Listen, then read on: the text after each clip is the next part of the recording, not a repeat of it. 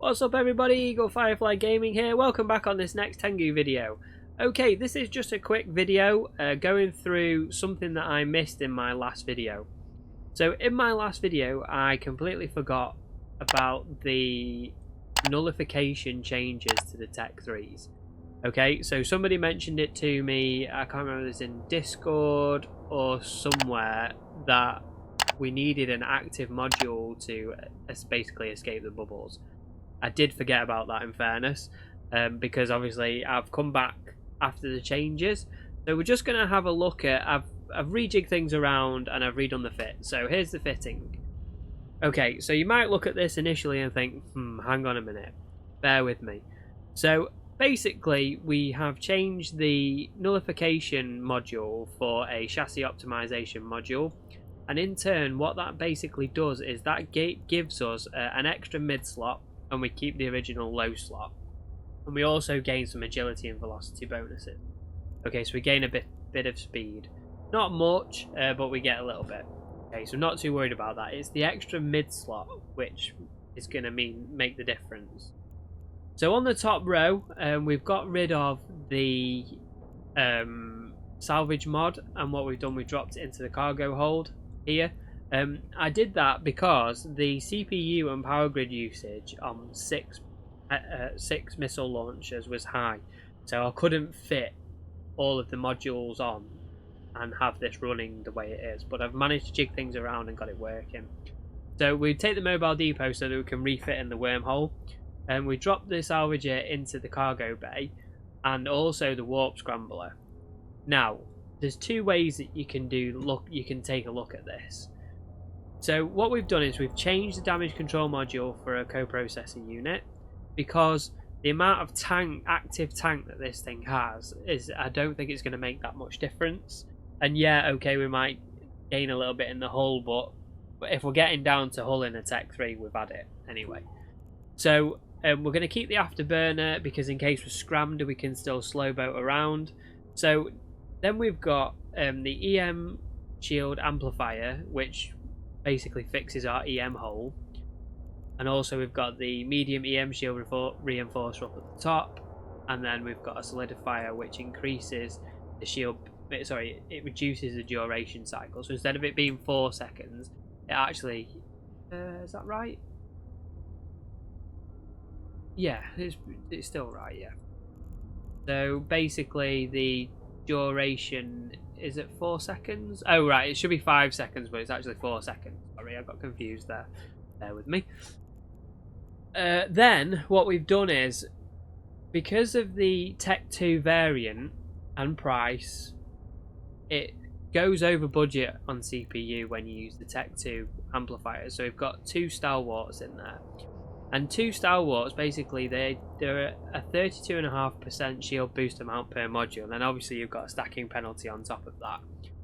So we haven't changed anything with the cap battery because we've got the warfare resistance in there. But what that gives us is 1,612 hit point repairs for every 4 seconds. So basically, if we're going to get attacked, our shields, depending on how fast our shield drops, we're going to be repairing over half the shield, nearly 2/3 of the shield per cycle. And we can run that module permanently for 1.5 minutes, and that gives us enough time to escape. Now, if you Now, if you are pulsing this module, you're going to get a bit more life out of your capacitor. So you could probably double your capacitor life. So that's the idea. You're going to pulse the module. So every time you shoot, because it's not going to instantly drop, because they've got obviously the volley time, they've got the reload times and stuff like that. So you're not going to go bang, bang, bang, dead. You're not going to insta pop in a Tengu.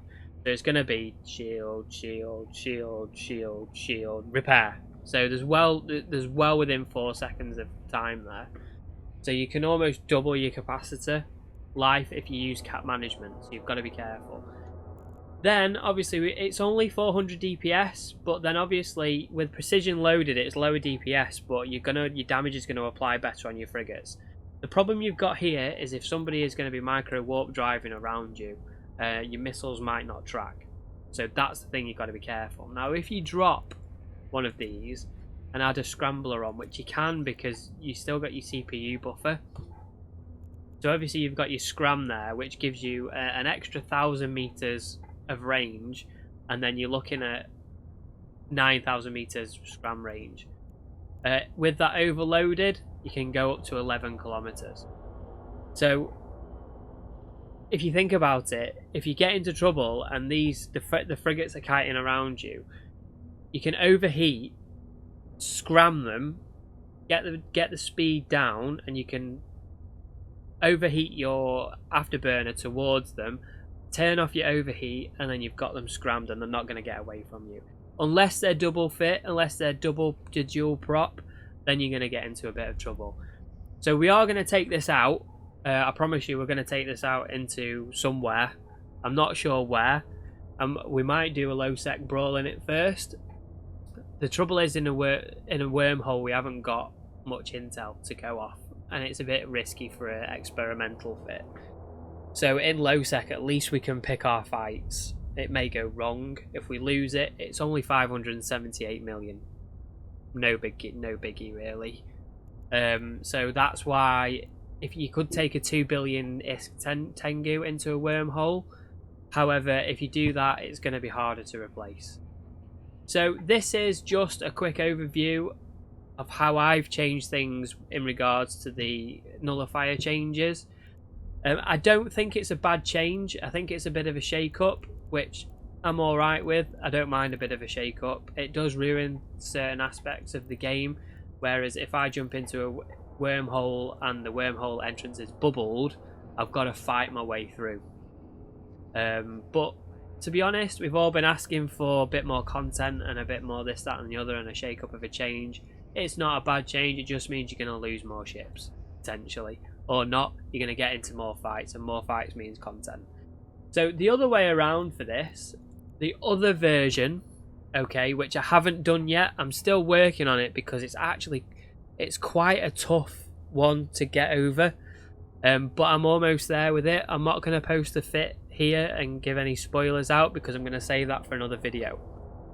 But take this away as food for thought, okay. In this fit, we've got a Covert Ops Cloak. Okay, so we've got a Covert Ops Cloak. When we've taken away our nullification, so we can cloak up, we can try and slow boat away, warp away, and be safe. If that doesn't happen, no, we're going to fight, okay? You do have enough tank. Right, so then you've got choices, right? Okay, so if you're traveling with this, you're going to have both of your amplifiers in. So if you're going into a wormhole for the first time, you're going to have both your amplifiers on, right? Not your scrambler, because you're not going to be going for a fight straight away. Once you're in the wormhole, you've got yourself settled down, and you can swap out your various bits and bobs and you can get yourself set. So you can change your warp scrambler, you can change your data analyzer, you can change your relic analyzer, you can get yourself set. But the first thing that's most important is you've got to get in. Now if you're repping 1,612 hit points, that's without resistance applications. I haven't put this into PYFA yet, which I'm guessing the profile on this is going to be quite big. So I'll check that, and then when we come back, I will put the PYFA details with you. I'm going to copy this fit in the description anyway, so give it a go, see what you think. It is experimental, so don't rip me a new one, okay? So we've still got to try some new things. Still got to try some things on this. But if you're gonna do it, if you're gonna repair that much, you jump into a wormhole, you ain't gonna need to worry about a bubble. You're not gonna need to worry about warping away. Just slow boat back to the wormhole. You've got enough there that you're gonna get back. A gang of frigates is not gonna take you down. They're not. They're just not gonna do it. There's not gonna be enough DPS in there. You're gonna need upwards of, like, I don't know, I'd say probably 500 or 600 DPS to take this down, probably more. And then you've got to do that sustained for 5 minutes. I'd say you're pretty safe. So back to what I was going to say. I know we're not doing much flying here. This is a lot of talking. This is just going through bits. So the other way of doing this is basically you're going to take out the Covert Ops Cloak. You're going to swap your interdictor nullifier out, and then you're going to figure out what you're going to do. So once you've put your nullifier subsystem in there, you're going to remove your cloak and you're going to put your active module on the top. Now you've got to overcome the fact that you might be nullified but you're not cloaked. So when you jump in, you're going to be lockable straight away. So the best way to not be lockable is to lower your signature radius. So what you need to do is get your signature radius as low and as small as possible, that even an insta-locking ship is going to have a hard time getting you. Your align time is 5 seconds, so you need to work out what your signature radius needs to be for a ship to lock you for 5 seconds. Yeah, that's all you need. 5 seconds to get out, maybe 6, maybe less. So you need to have them lock you for 6 seconds. Because when they're not locking you, what they're going to do? They're not going to shoot you. They haven't got you locked. So, you know, rip them. See you later. Bye. You can wave on. Who needs a cloak, right? So that's what we're working on. We're almost there. We're not quite there because we need to balance tank versus align time versus signature radius. So there's lots of variables that go into the mix on this.